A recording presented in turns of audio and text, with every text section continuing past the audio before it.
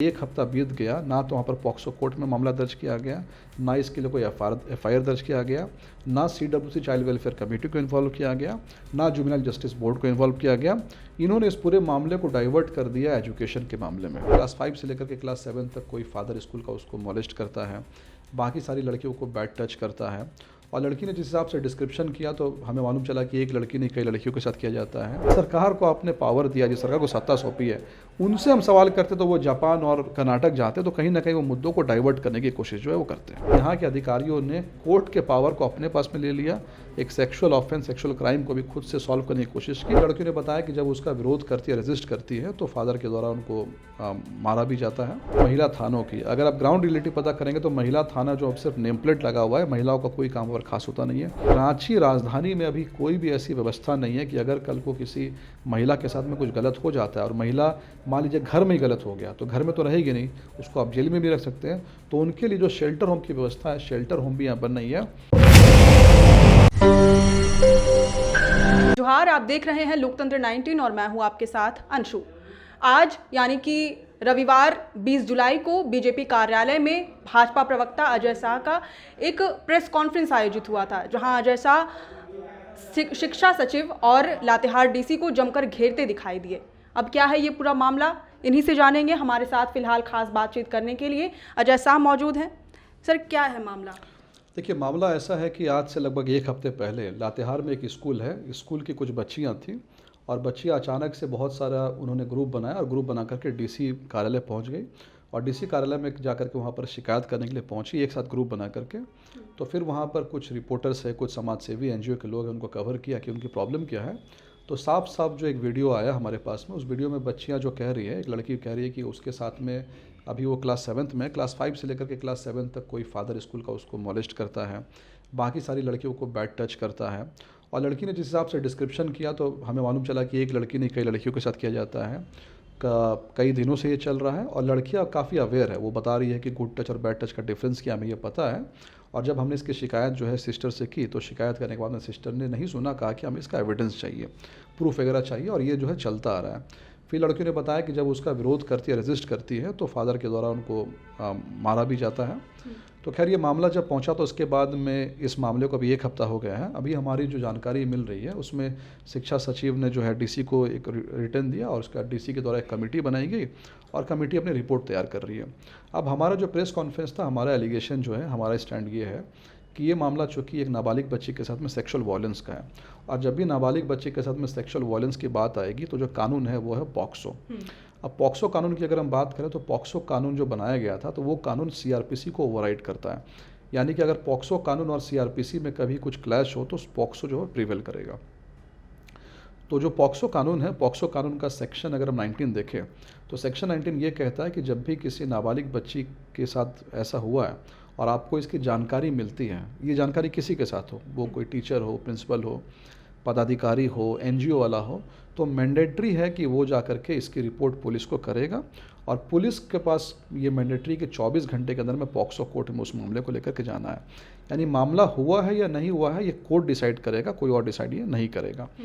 दूसरी बात, section 21 POCSO act का ये कहता है कि अगर आपने रिपोर्टिंग नहीं की है, आपको जानकारी थी, आपने रिपोर्टिंग नहीं की थी, तो आपके ऊपर में 6 महीने और 1 साल की सज़ा है। 6 महीने की सज़ा है अगर आप कोई अननोन व्यक्ति है और 1 साल की सज़ा है जब आपको बच्चे की जिम्मेवारी थी, यानी कि प्रिंसिपल उसकी जिम्मेवारी है बच्चों को रखना, लेकिन उसको जानकारी है फिर भी वो कोर्ट नहीं जाता है तो उसके लिए 1 साल का सज़ा का प्रावधान है। इसके बाद सुप्रीम कोर्ट ने भी कहा है कि अगर बच्चे के सेक्सुअल ऑफेंस की आप जानकारी पुलिस को नहीं देते हैं तो ये जो है एक क्राइम माना जाता है, ये एकदम क्रिमिनल केस है। तो यहाँ पर ये देखा गया कि एक हफ्ता बीत गया, ना तो वहाँ पर पॉक्सो कोर्ट में मामला दर्ज किया गया, ना इसके लिए कोई एफआईआर दर्ज किया गया, ना सीडब्ल्यूसी चाइल्ड वेलफेयर कमेटी को इन्वॉल्व किया गया, ना जुवेनाइल जस्टिस बोर्ड को इन्वॉल्व किया गया।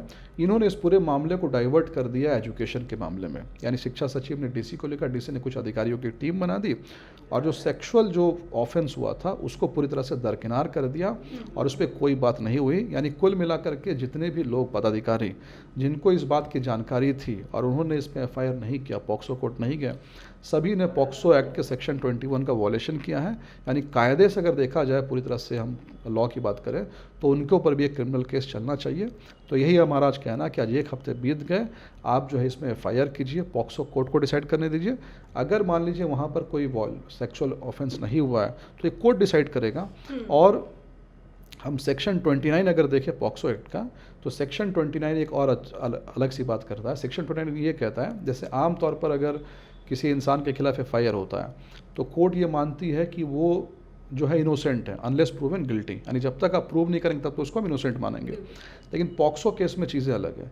पॉक्सो केस में अगर किसी नाबालिग बच्चे ने एलिगेशन लगाया है तो ये प्रिज्यूम किया जाएगा कि जिसके ऊपर एलिगेशन लगा वो गिल्टी है, उसको ये साबित करना पड़ेगा कि उसने ये ऑफेंस वो नहीं किया। यानी जो बर्डन ऑफ प्रूफ है ये एक्यूज्ड के ऊपर है, ये जो है विक्टिम के ऊपर में नहीं है। विक्टिम ने अगर कुछ कह दिया सेक्सुअल ऑफेंस के बारे में तो कोर्ट ये मानेगा कि इसके साथ ऐसा हुआ है, और जिसके ऊपर एलिगेशन लगाए गए हैं उसको भी ये साबित करना पड़ेगा कि मैंने ऐसा नहीं किया है। यानी कुल मिला के पॉक्सो कोर्ट को ये कंप्लीट पावर है। और जहाँ पर पॉक्सो कोर्ट अभी नहीं बनाए गए हैं, मुझे जानकारी नहीं, लातेहार में भी होना चाहिए, लेकिन जहाँ पर पॉक्सो कोर्ट नहीं है तो ये पावर सेशन कोर्ट को दिया गया। यानी यहाँ के अधिकारियों ने कोर्ट के पावर को अपने पास में ले लिया, एक सेक्सुअल ऑफेंस, सेक्सुअल क्राइम को भी खुद से सॉल्व करने की कोशिश की। इसी पे हमारा प्रेस कॉन्फ्रेंस था कि आप इन चीज़ों को कोर्ट के अकॉर्डिंग, लॉ के अकॉर्डिंग चलिए, क्योंकि हाई कोर्ट ने भी कह दिया कि झारखंड में रूल ऑफ लॉ जो है वो पूरी तरह से कोलैप्स हो चुका है। महिलाओं से जुड़े सेक्सुअल हैरेसमेंट के खबर लगातार सामने आ रहे हैं और अभी तक झारखंड में महिला आयोग नहीं बना है, मतलब महिला आयोग में कोई अध्यक्ष नहीं है, लिहाजा वहाँ पर कोई कार्रवाई नहीं हो पा रही है। महिलाएं जब वहाँ पर लेकर के जाती है अपनी कंप्लेंट्स, तब पता चलता है कि वहाँ कोई हमारी सुनवाई के लिए है ही नहीं। क्या कहना चाहेंगे? जी बिल्कुल, जो इंस्टीट्यूशंस महिलाओं के प्रोटेक्शन के लिए बने हैं, चाहे हम सेक्सुअल हरासमेंट की बात करें या किसी तरह की बात करें, मैं आपको एक एग्जांपल देता हूँ। आपने महिला आयोग का एग्जांपल दिया, महिला आयोग यहाँ पर नहीं है। दूसरा एग्जांपल है महिला थानों की। अगर आप ग्राउंड रियलिटी पता करेंगे तो महिला थाना जो अब सिर्फ नेम प्लेट लगा हुआ है, महिलाओं का कोई काम और खास होता नहीं है। महिलाओं को कभी भेज दिया जाता है कि आप नॉर्मल थाने में बिल्कुल बिल्कुल। तीसरी बात यह है कि एक बहुत बड़ा कॉन्सेप्ट होता है, कॉन्सेप्ट है कि अगर किसी महिला के साथ में गलत हुआ है और मान लीजिए उस महिला को प्रोटेक्शन की ज़रूरत है, उसका कोई घर नहीं है, तो उसके लिए एक शेल्टर होम की व्यवस्था होती है। शेल्टर होम में महिला को रखा जाता है। रांची के अंदर में नारी निकेतन नाम का एक शेल्टर होम हुआ करता था, लेकिन आपकी जानकारी के लिए लगभग 4 साल पहले नारी निकेतन बंद हो गया रांची में। क्यों बंद हो गया? क्योंकि उसके जो फंड बकाया था सरकार ने उसको पे नहीं किया।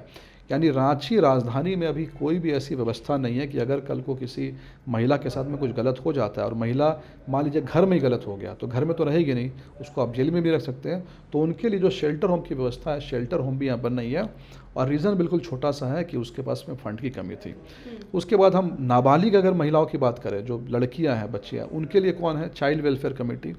चाइल्ड वेलफेयर कमेटी देख लीजिए कि लगभग डिसफंक्शन पड़े हुए हैं। रांची में, राजधानी रांची में अभी कोई चाइल्ड वेलफेयर कमेटी का ना चेयरमैन है ना ही सदस्य है। पूरा का पूरा चाइल्ड वेलफेयर कमेटी जो है वो अधिकारियों के भरोसे जो यहाँ पर चल रहा है। इसके बाद हम महिलाओं के लिए जो इंस्टीट्यूशंस होते हैं और भी चीज़ें हैं, फॉरेंसिक लैब्स वगैरह है, सब कुछ यहाँ पर बर्बाद पड़ा हुआ है।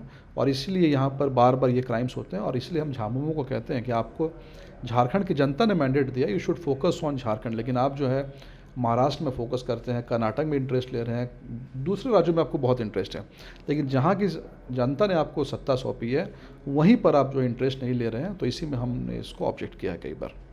आप झारखंड की बात कर रहे हैं और अभी हालिया एक घटना हुई उड़ीसा में, जो भाजपा शासित प्रदेश है उड़ीसा, वहाँ पर एक कॉलेज स्टूडेंट के साथ ऐसी घटना हुई, मॉलेस्टेशन की घटना हुई थी, जिसके बाद उसने आत्मदाह कर लिया था। भाजपा को जमकर इसमें घेरा जा रहा है। नहीं, बिल्कुल देखिए, जो क्राइम्स है वुमेन रिलेटेड क्राइम है, ऐसा नहीं कि भाजपा जो शासित राज्य वहाँ पर क्राइम नहीं हो रहे हैं, क्राइम वहाँ पर भी हो रहे हैं। लेकिन हमारा ये कहना है कि अगर कोई क्राइम होता है तो क्राइम के बाद में आप एक्शन क्या लेते हैं और उस क्राइम को लेकर के आपकी तैयारियाँ क्या हैं। इस पे उड़ीसा की घटना को आप देखेंगे तो आप मुझे ये बताइए कि उड़ीसा की घटना के बाद में बहुत दुखद घटना है, बहुत पीड़ादायक घटना है, लेकिन सरकार की तरफ से जो होना चाहिए, सरकार की तरफ जो एक्शन लिया जाना चाहिए, प्रिंसिपल को तुरंत अरेस्ट किया गया, सब कुछ किया गया। और उड़ीसा में किसी भी मंत्री का, CM का मेरी नज़र में कोई ऐसा उठपटांग सा बयान भी नहीं आया है जैसे कि उदाहरण के लिए कोलकाता में आरजे मेडिकल कॉलेज में जो रेप हुआ, लॉ कॉलेज में जो गैंगरेप हुआ, लॉ कॉलेज में गैंगरेप के बाद में कल्याण बनर्जी का स्टेटमेंट आता है कि हर महिला के पीछे हम तो पुलिस खड़ी नहीं कर सकते हैं। तो कहने का ये मतलब है कि जो मैंने आपको बुनियादी चीज़ें बताई, रांची के बारे में बताया कि यहाँ पर चाइल्ड वेलफेयर कमेटी नहीं है या महिला आयोग नहीं है, लेकिन आप दूसरे राज्यों में जाइए, उत्तर प्रदेश में भी महिला आयोग है, महाराष्ट्र में भी महिला आयोग है। तो कहने का मतलब है कि अगर कुछ क्राइम हो रहा है तो क्राइम को लेने के बाद में हम किस तरह से एक्टिव हैं, हम उसको किस तरह से टैकल कर रहे हैं, उस पर अगर हम बात करें तो मुझे लगता है हमारी सरकारों ने उसको टैकल किया, बहुत अच्छे तरीके से टैकल किया है। लेकिन फिर भी भाजपा शासित राज्यों में भी क्राइम है, कांग्रेस शासित राज्यों में भी क्राइम है। और सबसे बड़ी बात यह है कि हम झारखंड में बैठ करके, अगर मैं झारखंड बीजेपी का प्रवक्ता हूँ तो जाहिर सी बात है कि हम झारखंड में करेंगे, उड़ीसा में उड़ीसा के प्रवक्ता रखेंगे। तो यहाँ पर जिस सरकार को आपने पावर दिया, जिस सरकार को सत्ता सौंपी है, उनसे हम सवाल करते तो वो जापान और कर्नाटक जाते, तो कहीं ना कहीं वो मुद्दों को डाइवर्ट करने की कोशिश जो है वो करते हैं। तो कुल मिलाकर यही पूरा मुद्दा है। अब इस पर आपकी क्या प्रतिक्रिया है, ये हमें कमेंट करके ज़रूर बताएं। धन्यवाद।